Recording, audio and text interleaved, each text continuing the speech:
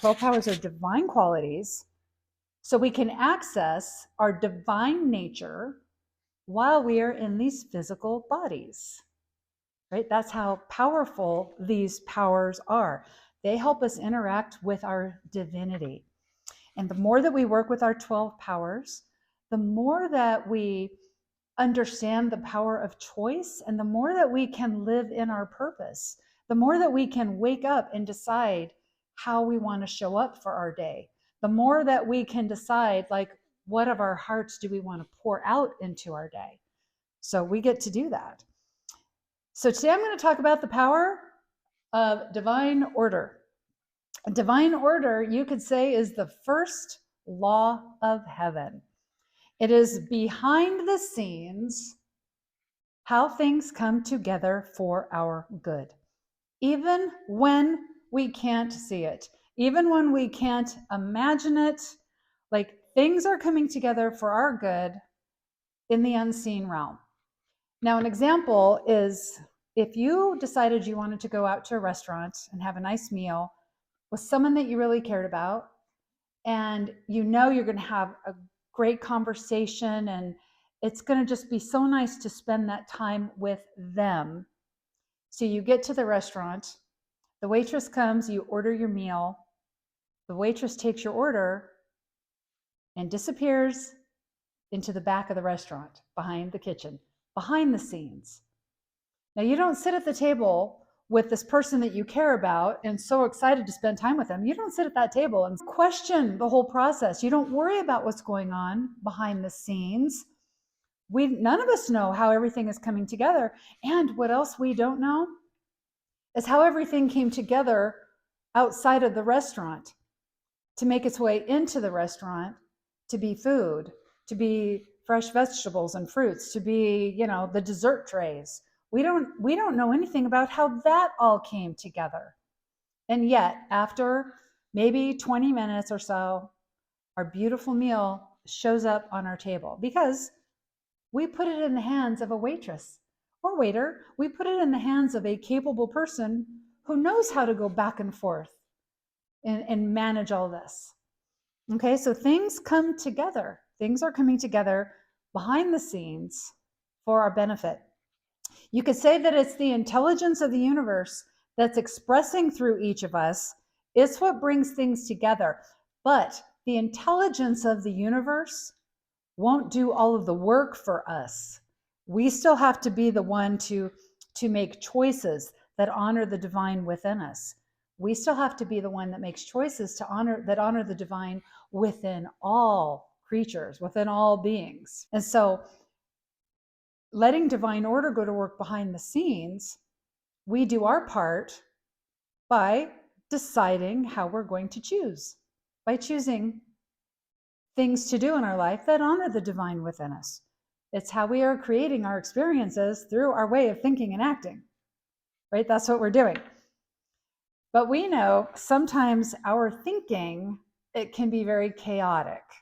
We can go down these rabbit holes that just set us on edge, right? If anybody ever has a worry about health, like, oh my gosh, don't go on WebMD, okay, right? We get worries about our health and we can end up spiraling and feeling really worried and scared. We can worry about, our relationships, people we care about. Are they doing the right thing? Or did they do this other thing? Are they what are they doing? And I need to tell them what to do. We can start worrying about the people that we care about. We can worry about our finances. We can worry about the money coming in versus the money going out. We can worry about whether or not we are living in our purpose. We can worry about whether or not we're bringing our gifts and our heart and our love through us and out into our lives. We can worry about that. I know that's a big question I've asked myself over the years. Am I doing this right? Am I showing up right? Am I special enough? I would worry about that. A lot of us worrying about conditions around the entire planet right now. Okay, we worry about that stuff now. When we are focusing on all these worries, this is when we tend to go to the worst case scenarios. Now, if we go into a worst case scenario, we stop seeing things clearly, because now we've become problem oriented. And then we're focusing on the things that we are seeing as wrong. And then we know we're lacking faith because we'll decide this thing needs to change so that I can be happy. This thing needs to change so the world will be a better place. We're putting our attention on the things outside of us instead of going within. But there is something that is greater than what we can imagine, and it is working through us all the time, and it has the power to harmonize everything in our life for our good. It has the power to harmonize. This is divine order at work. Because with divine order, we can let go of this idea that we have to know everything first. And this is a tough one for me. I want to know everything. But if we think about the biggest problem in our lives, and we might sit and for a moment think, well, yeah, I know best how that should be going. I know how that condition should change, right? But the fact is, we still don't know what we don't know. Our belief about like how this thing should look, where did we get that belief? Maybe we got it from somebody who we feel is knowledgeable and shares knowledgeable, trustworthy information. But where did they get their information? Where did that person get their information? Like, we don't know what we don't know. And so this is why Eric Butterworth shared over and over again, we are not here to set things right, but to see things rightly, to see God at work in all things. Now, this is the big theme in the story of Job. And I know I've shared Job a few times now this year, but it's such a great story about entitlement and needing things to be right and life should be fair, right? But this was what happened with Job. And in Job's story, it wasn't really anything he did. It was the Lord and Satan deciding they would have a wager, because Satan said, Job only loves you because he's got a great life. The minute he doesn't have a great life, he's not going to worship you anymore. And the Lord is like, well, okay, I'll take that bet. Do your worst, just don't kill him. This is what was happening behind the scenes. And so Job did lose everything. Job did lose everything. And at the end of this story, he appears to be near death, right? His health is so bad. But he has some friends show up to tell him, well, you're just not being good enough. You're not righteous enough, right? You're not giving enough, worship to the Lord. But then one of Job's other friends shows up and says, you guys have this all wrong. God is bigger than anything you can imagine. Seek only the wonder that is God. Do not focus on the problems. Do not point your finger and blame. They were blaming the victim in this case. His friend said, seek only the wonders that are God. God is the biggest. God is the biggest. Now, this is great advice. Job couldn't receive it at this point in his journey. And so he was still lamenting. Why? Why me? Why did this have to happen? This is not fair. I'm a really good person. Still suffering so much. And so finally, the Lord appears to him in a whirlwind. And I'll read this. This is what the Lord said. Who is this that darkens counsel by words without knowledge? Stand up like a man. I shall question you. And you declare to me, where were you when I laid the foundations of the earth? Declare if you have understanding. When did I create the morning stars and all the angels shouted for joy? Or who shut up the sea with the gates when it broke forth as if it had been issued from the womb? Have you commanded the dawn since your days began? Or do you know the place of the morning? Where's the dwelling place of light? And where is the place of darkness? Do you know its borders and the path to its house? Or in what manner light is distributed? And from where does the wind come from to go forth across the earth? Can you stop the movement of the Pleiades? Do you know the path of Orion? Do you know the laws of the heavens? Do you know the laws of the heavens? And I'm throwing this part in. The laws of the heavens, this is what we study at Unity. As within, so without. You reap what you sow. Where your attention goes, that's where energy flows. Give thanks in all things. What you resist persists. Right? These are the laws of heaven. The laws of heaven are guided by divine order. We live in a clockwork universe. Everything is working together. Everything is connected. So Job, receiving all this, is humbled. He's humbled because now he realizes he doesn't know what he doesn't know. He'd never considered that there were so many moving parts, including a couple of deities who wager on how he's going to show up into the world. That little hidden wager back there. He realizes that we cannot know why for everything, and that it is a waste of our time and resources to demand a why to something that we can't seem to figure out. So what Job had to do was he had to surrender his personal will. And his personal will was the need to know why all of these bad things had happened. He wanted to know why life let him down. He needed life to go back to how it was so he could be happy again. That was Job's personal will, and he had to surrender to divine will, right? Divine will, that God is at work in all things, even the things we don't like or understand, even the things we have no clue about and we don't even know about. They never enter into our imagination. Now, after Job surrendered his personal will to divine will, he got his life back. That's when Job got his life back. This is from Sharon Connors.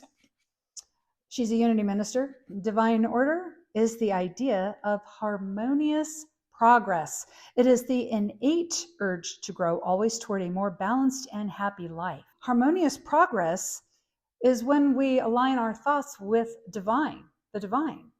When we are truly aligned with the idea that God is all things, and that means me, and that means everybody I know.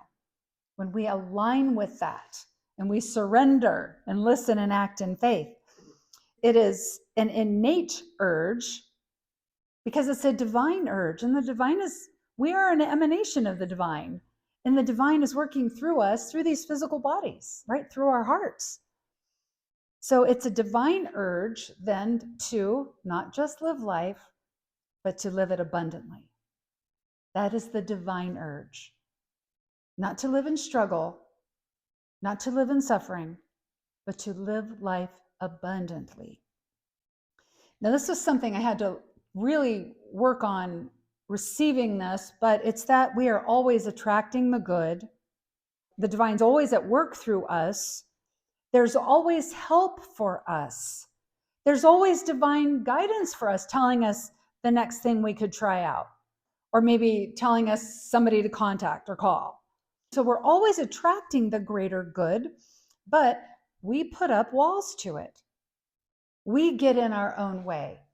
I know for myself, I get in my way when I start saying how, life's just really hard. I'll never get this. I'm never going to manage this. I'm not enough. There's not enough. I'll never be able to do this. And even if I did it, nobody'd want anything to do with me. So there are all these ways that we put up the walls to our divine good, this good that's trying to push its way through to us all the time, push its way through us, for us, and as us. Also, something we do is we put our focus on a condition, and we want the condition to change first, so then we can be happy. That blocks our good. That actually blocks our good, because we don't become change makers and forces for good till we're calling forth that force through us. And then things start changing around us. So how do we stop pushing against the good? How do we get out of our own way? That's the $1 million question. You're just about to get a $1 million idea. We start with a prayer or meditation practice. Start there. It is really important for us to ask for help, ask for guidance, ask for direction. In our book club on gratitude, it's called The Magic by Rhonda Byrne. One of the gratitude exercises is to make up a list of things that we need help with and that we know we can't do it on our own. Right? We know we can't do it on our own. So, what is the thing in our life that we need help with? What do we need help with? Okay, so ask. And also, this gives our brains something to do. Our brains always want to be working on something, so they're working on manifesting what we're constantly thinking about, which sometimes doesn't feel so good, right? But the brain's like, I'm going to do this. I'm a great assistant. So we put it out there. It's like, okay, what would it take for me to get help with this thing or move forward on this thing? The brain goes to work. God's working through our brains. Okay, the next thing we do is we surrender our personal will to divine will. Now, what happens when we surrender personal will to divine will? At this point, the size of the problem no longer matters. Doesn't matter. Because now we've surrendered and we know that something bigger than us will go to work on it. That something bigger than we can imagine will work through us and guide us, inspire us, cause a synchronicity. So we're surrendering our will to divine will. The size of the problem then doesn't matter. Then we have faith. We have faith. We trust that whatever needs to be revealed will be revealed. But also remember, for Job, nothing was revealed. Nothing was ever revealed. When we do all of this, we ask for help, we surrender our personal will to divine will, and then we have faith. We trust the universe is working through us. We're trusting that. And now we can let go of the ideas that we need the guarantee first. We can let go and then just listen and act. Divine guidance, our intuition, the ideas, the inspiration, they just get us to take one step forward. That's it. And then we rely on curiosity and, again, listening and acting in faith to take the next step and then take the next step. I've received guidance before, and being good at listening and acting with this particular guidance, it was still a year before I figured out why it was all happening. Because there was I was always like, okay, now do this different thing. Now do this different thing. And at the end of that year, I was like, oh, I see now, right? But I didn't have the whole vision up front. Sometimes we feel like we deserve the whole vision up front, but I don't know, if we saw all that we were going to be going through, we may decide not to do it. It may feel like a whole lot of steps, right, that we would have to go up. All right, the next thing then, the last thing is to start where you are. Start where you are right now. Each of us can start right here and now. We can do our best with what we've got. And as we do our best with what we've got, what we do is we start expanding our consciousness out so that now all of a sudden we're living in a energetic vessel that can't contain us anymore. So now we'll be given more, right? So we do our best with what we have got. Now, this is also an invitation to synchronicity. Doing all of these things, it's an invitation to synchronicity. Being in the right place at the right time, overhearing something, having somebody mention a book or a movie or a song, all right? Or connecting, deciding, oh, I need to call so-and-so, right? This is an invitation for life to now interact with us for our highest good. And then what happens is now we're moving in harmony with life, right? All these moving parts in our lives, now we're moving in harmony with them instead of moving against them. And then one more thing divine order does for us, and this is just the cherry on top, is it makes adjustments in our consciousness. Makes adjustments in our consciousness to our way of thinking and acting. through our way of thinking and acting so that we can change up our experiences, right? This is how divine order works. It works behind the scenes. It works through us. It works in our environment and life itself. And then it expands our consciousness, right? So that we're expanding our energetic vessel. So our call to action this week, we'll start with our affirmation. Let's say this together 3 times. Divine order operates in every area of my life. Divine order operates in every area of my life. Divine order operates in every area of my life. It does not matter what area of our life, and it doesn't matter the size of whatever it is we're dealing with. There is no area, there is no thing that divine order cannot harmonize as long as we get out of its way. We let it do what it does. So whether it's health issues or wealth issues or relationship issues or living in our purpose or our creative expression or how we want to show up into this world, all the good that we want to bring through, of course that would fall under our purpose, but there is nothing that divine order cannot harmonize. Not a thing. Sharon Conner says this: working with the energy of divine order is disciplining not only the mind and choices, but our actions as well. It orders our priorities in such a way that we clearly see that our spiritual fitness comes first. Spiritual fitness comes first. And our spiritual fitness, I used to think my spiritual fitness was about the crystals that I carried and the incense that I burned, the colors that I would wear on a certain day, the affirmations I would say for 5 minutes in the morning. I thought that was my spiritual fitness, but I was not actually putting anything to work in my life. And I still love crystals. I still love all that stuff. But see, our spiritual fitness comes from, for example, the 5 principles, remembering God is all things, and that means me.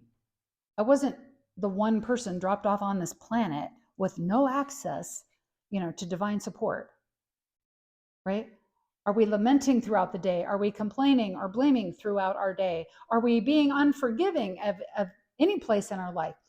It's practicing all of these things: forgiveness, gratitude, appreciation, going back to the principles, even, praying, asking for what we really want, right? Surrendering personal will to divine will, listening and acting in faith, right?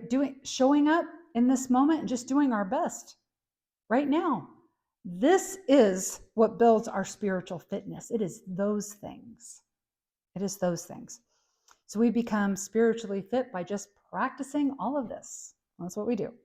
When we are spiritually fit, and this is what actually made me decide, okay, I'm going to give this a try. When we are spiritually fit, we are more available for divine guidance. And when I realized that, okay, when I'm not spiritually fit, I'm not available for divine guidance. So when I am practicing all this stuff, reminding myself of all this stuff, right? I wanted to be available.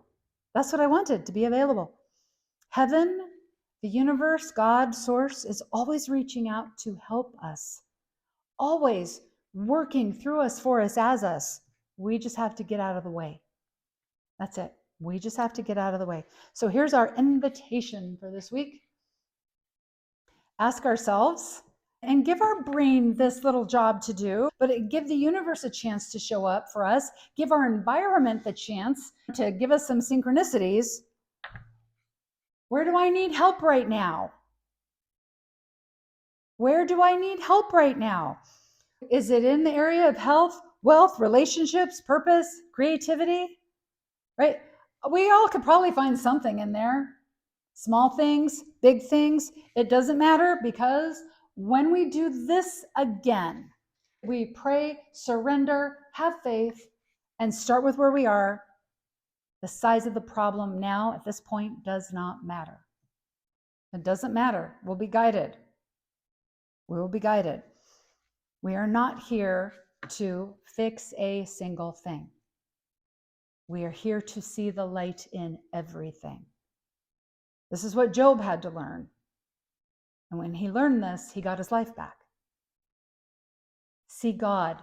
Seek only the wonder that is God. Remember that all that is all that is.